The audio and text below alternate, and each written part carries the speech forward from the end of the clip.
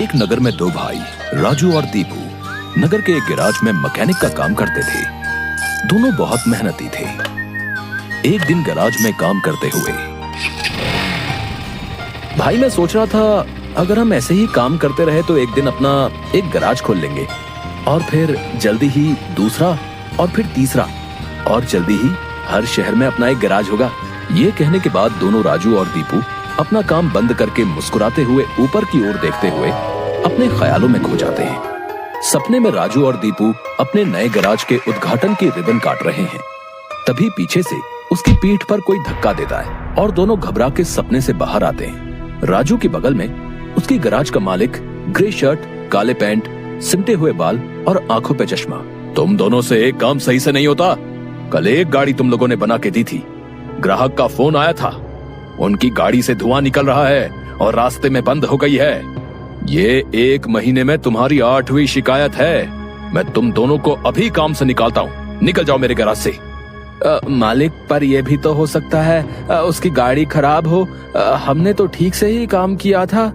खराब गाड़ियों को ठीक करना ही हमारा काम है। निकल जाओ यहाँ से। और मालिक दोनों को धक्के मार के बाहर निकाल देता है। राजू और दीपू अपने छोटे से कमरे की बिस्तर पर हैं। सामने की दीवार पर विष्णु भगवान की तस्वीर टंगी है। दीपू राजू से, भाई हम हर जगह मन लगा के काम करते हैं, फिर भी हमें हर जगह से निकाल दिया जाता है। किसी को हमारी कद्र ही नहीं। हाँ भाई, यहाँ किसी को हमारी कद्र नहीं है। चल किसी दूसरी जगह जाते हैं, वहाँ शायद हमारी कीमत हो। भाई पर हम वहाँ करेंगे क्या? याद है माँ कहती थी कि भगवान का नाम लेने से सब मिल जाता है। हाँ चल सामान बांध, अब हम यही करेंगे। भगवान का नाम लेंगे और पैसे कमाएंगे। वो कैसे? अरे हम बाबा बन के लोगों को ज्ञान देंगे और उनसे पैसे लेंगे। वो तो ठीक है, पर हम लोगों को क्या ज्ञान देंगे? अरे वही जो माँ हमें देती थी। तू ज्यादा सवाल मत कर, सामान बांध। हम राजा सूर्यदेव के चंपक नगर जा रहे हैं। चंपक नगर में राजू और दीपू गेरुए धोती और गेरुई शॉल में, कंधे तक बाल, गले में रुद्राक्ष की माला, पैरों में खड़ाऊ, कंधे पे लटकी मटमैली गठरी, कलाइयों में बंधी रुद्राक्ष की माला, एक बड़े बरगद के पेड़ के नीचे बने चबूतरे के सामने। ये राजा सूर्यदेव का चंपक नगर है। हम यहीं से शुरू करेंगे। दीपू सुन, आज से तेरा नाम दीपू नहीं दीपेश्वर है, समझा? और मैं एक सिद्ध योगी। मैं यहाँ बैठता हूँ और ध्यान करता हूँ। तू नगर में जाके ये खबर फैला कि एक सिद्ध योगी आए हैं जो हर समस्या का हल देते हैं। ठीक है, मैं जाता हूँ।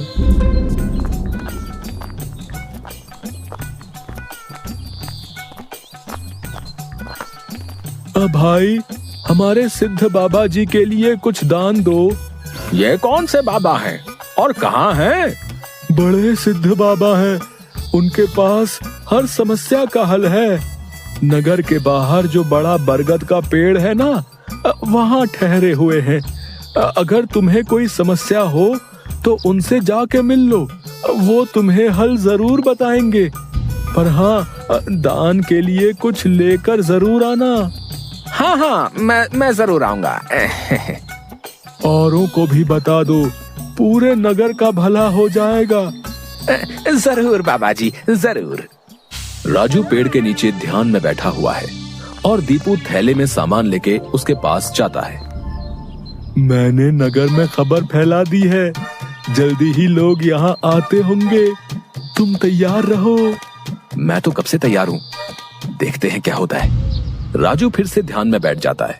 तभी नगर के लोग वहाँ आने लगते हैं और हाथ जोड़ के नीचे बैठे हैं। बाबा, हमारा काम नहीं चल रहा, कृपा करें। आप जो भी दान के लिए लाए हैं बाबा के चरणों में रखें और बाबा से गुरु मंत्र लें। दुकानदार राजू के पास पैसे रखता है और हाथ जोड़कर खड़ा हो जाता है। राजू इशारे से दुकानदार को अपने पास बुलाता है और उसके कान में कहता है, श्री राम। हर बिक्री के समय मन में ये नाम का जाप करो, बिक्री बढ़ जाएगी। याद रहे, अपना ये मंत्र किसी को नहीं बताना, अपनी पत्नी को भी नहीं। जैसी आपकी आज्ञा बाबा जी। महाराज, आप राजकुमारी के लिए एक योग्य वर तलाश रहे थे। हमारे गांव में एक सिद्ध योगी आए हैं जो तेजवान हैं और राजकुमारी के लिए एकदम श्रेष्ठ हैं। गुरुदेव, मुझे आपके चयन पर पूरा विश्वास है।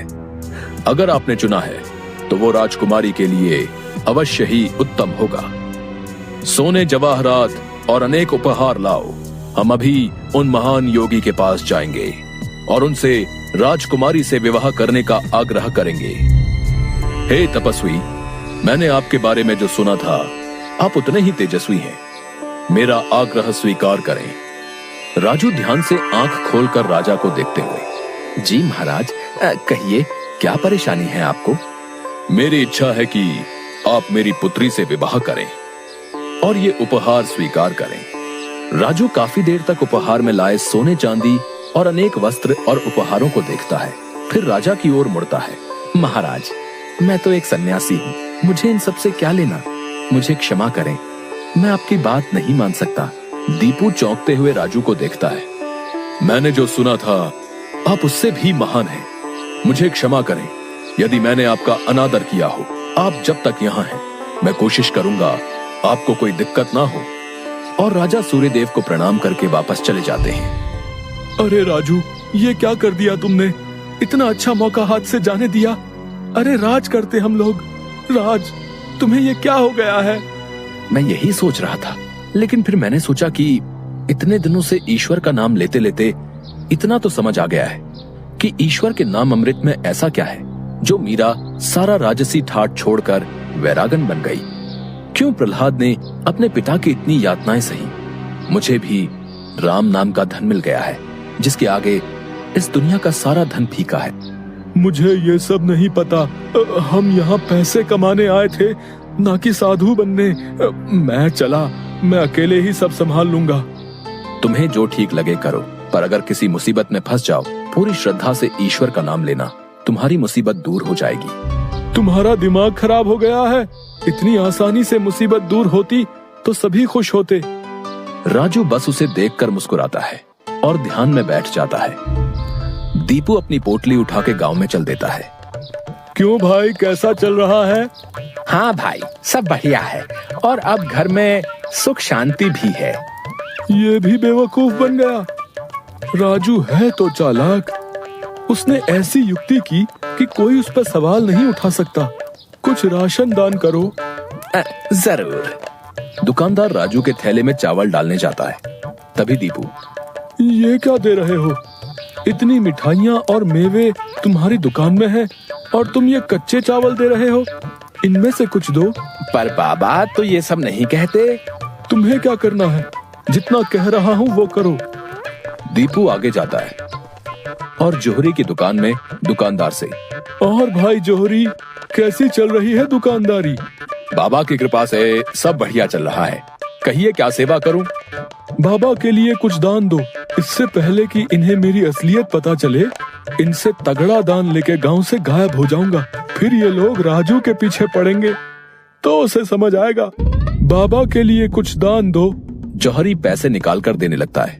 अरे ये क्या भीख दे रहे हो? बाबा की कृपा से तुम्हारी दुकान चल रही है। इतने सारे जवाहरात हैं, इनमें से दो, कुछ कीमती सा। जितना दोगे उससे ज्यादा मिलेगा। ये बाबा को क्या हो गया है? कोई नहीं, बाबा को देने से मेरा क्या घटेगा। जौहरी एक सोने की हार दीपू को दे देता है। ये लीजिए बाबा। अच्छा धन बटोर लिया है मैंने। इससे काफी दिनों तक काम चल जाएगा। बड़ी भूख लग गई है, कुछ मिठाइयाँ खा लूं।